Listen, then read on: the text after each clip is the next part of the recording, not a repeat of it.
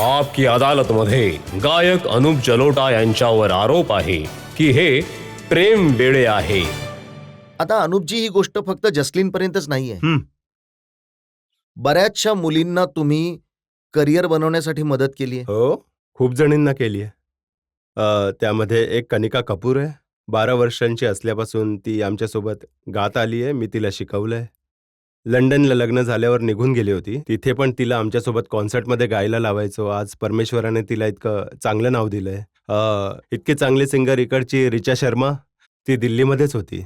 आमच्या प्रोग्राममध्ये 1-2 गाणी अशी गात होती. तिला मी म्हटलं, नाही तू मुंबईला चल, मुंबईमध्ये तुला भेटवून देतो, तुम्ही खूप चांगलं गाता.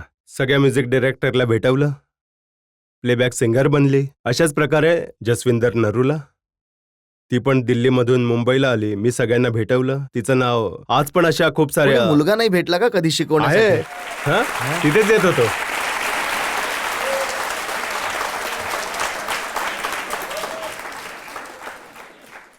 तिथेच येत होतो, त्याच मुद्द्यावर येत होतो. उदित नारायण जेव्हा नवीन नवीन आले, मी त्यांचं गाणं ऐकलं, मला चांगलं वाटलं आणि मी आशा भोसलेजींसोबत त्यांचं एक ड्युएट रेकॉर्ड केलं माझ्या फिल्ममध्ये. मी स्वतः गाऊ शकत होतो, पण मला त्याचा आवाज चांगला वाटला आणि मी गायला लावलं. कोणामध्ये काही खास असेल तर त्यांना नक्कीच समोर आणलं पाहिजे. बघा, मुलगा मुलगीमध्ये भेदभाव कराल तर मोठी समस्या होऊ शकते. जर कोणी ज्यामध्ये पण अंदाज, आता जमाना तर करत आहे. करू दे, पण आम्ही नाही करत. बघा, एका महिला पत्रकाराने लिहिलंय की 3 वर्षांआधी ती तुमचा इंटरव्ह्यू घ्यायला गेली होती. तुम्ही म्हटलं की माझ्याबरोबर एक अमेरिकन इंडियन मुलगी ऍक्ट्रेस इथे थांबली आहे, हिचा इंटरव्ह्यू करून घ्या, माझा नका करू. कोण होती? आता हे तर तुम्हीच सांगू शकता, मी कसं सांगू? मला जर सांगितलं तर नाव वगैरे डेफिनेटली मला लक्षात आलं तर मी नक्कीच उत्तर देईन. ही एक एंटरटेनमेंट जर्नलिस्ट आहे, तिचं नाव आहे संयुक्ता ए. अय्यर. त्यांनी असं लिहिलंय की धक्का तर तेव्हा बसला जेव्हा ती ऍक्ट्रेस त्यांची थोडी खास काळजी घेत होती. हे बघा, मला सांगा तर प्लीज, नाव सांगा तर माझ्या लक्षात येईल ना. त्यांनी नाव नाही लिहिलं. मग हे चुकीचं आहे. तुम्हाला कळलं की मला सांगा, मग मी उत्तर द्यायला परत येईन. बरं, जिचं नाव आहे ते सांगून हा, टाकतो. सांगा. हे नाव आहे इस्रायलच्या एका मॉडेल रीना गोलन, ज्यांनी पुस्तक लिहिलंय. हो हो, गोष्टी तर अशा मी सगळ्यांसमोर ठीक आहे, सांगूही ठीक आहे, शकत नाही ठीक आहे. की 7 वर्षांपासून माझी पत्नी आजारी आहे, म्हणून तुम्ही त्यांना मिठी मारू इच्छिता. आणखी बरंच काही आहे. मी माझ्या पत्नीचं 18 वर्षांपर्यंत तिला तिचं हार्ट ट्रान्सप्लांट तिचं केलं होतं अमेरिकेला नेऊन. जर अशा प्रकारच्या काही गोष्टी लोक म्हणत आहेत तर त्याचं काही ना काही प्रूफ नक्कीच असलं पाहिजे.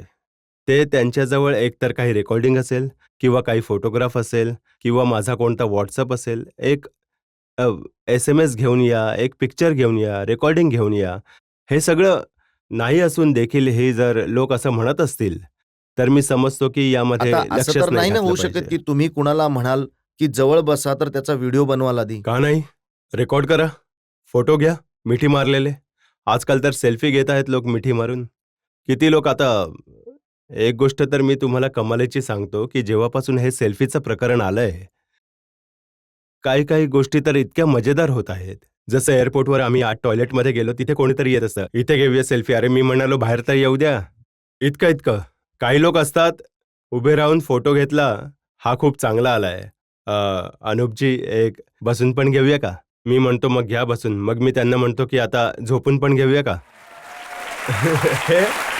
हे सेल्फीने या गोष्टींनी एवढा त्रास होत आहे. अशा वेळी कोणी जर मिठी मारत आहे तर मिठी मारून सेल्फी घ्या यार, कळू द्या ना जगाला काय होतंय ते. आता आणखी एक बातमी छापलेली आहे तुमच्याबद्दल. त्यामध्ये लिहिलंय की स्वभावानेच हे रंगेल आहेत. एक पब्लिक रिलेशन ऑफिसर आहेत, त्यांचं नाव न सांगण्याच्या अटीवर सांगत आहे. एक शो ठेवला होता त्यांनी मागच्या वर्षी आणि सुरू होण्याआधीच एक फिमेल आर्टिस्टला घेऊन आले अनुपजी आणि म्हणाले की स्टेजवर यांना सुद्धा चान्स द्या, या राधा बनतील, मी कृष्ण बनेन. राधाकृष्ण म्हणजे आम्ही काही प्ले ड्रामा केला आणि म्हटलं की ती राधा लंडनची सुप्रसिद्ध क्लासिकल डान्सर आहे आणि काही काळ अनुपजींबरोबर राहिल्यानंतर ती परत निघून गेली. एकदम चुकीची गोष्ट आहे. मी अशा प्रकारचा गायक आहे.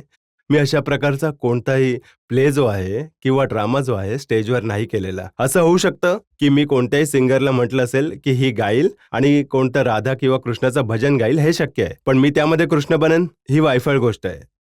100% वायफळ गोष्ट आहे. तुम्ही म्हणतात की कुठे काही अशी हरकत तुम्ही कधी केलीच नाही. अजिबातच नाही. तर ही इमेज कशी बनली तुमची प्रेमात वेडे असल्याची? इमेज यामुळे बनली गेली की लोकांनी जेव्हा जसलीनला आणि मला तिथे पाहिलं तर लोकांना वाटलं यामध्ये काहीतरी सत्यता दिसून येत आहे. पण ती सत्यता तर मीच सांगू शकतो बाहेर येऊन.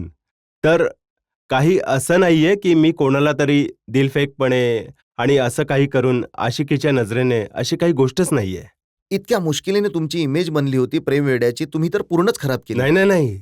बघा, प्रेम वेड्याची इमेज मला तर नकोच आहे. मला इमेज पाहिजे जी करेक्ट माझी इमेज आहे. जेव्हा तुम्ही गाता चांद अंगड़ाइया लेने लगा, ते तुम्हाला मी ऐकवतो देखील.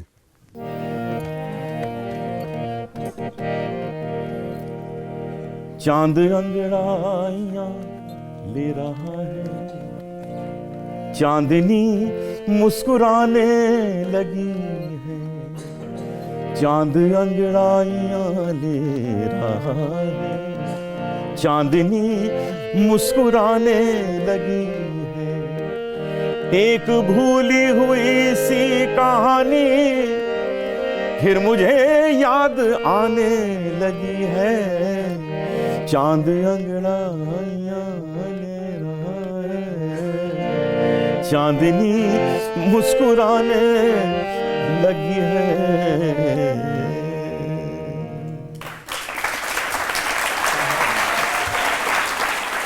हे ऐकून तर खूप रोमॅन्टिक वाटता तुम्ही. गझल गाणार तर काय कमंडलू घेऊन गाणार.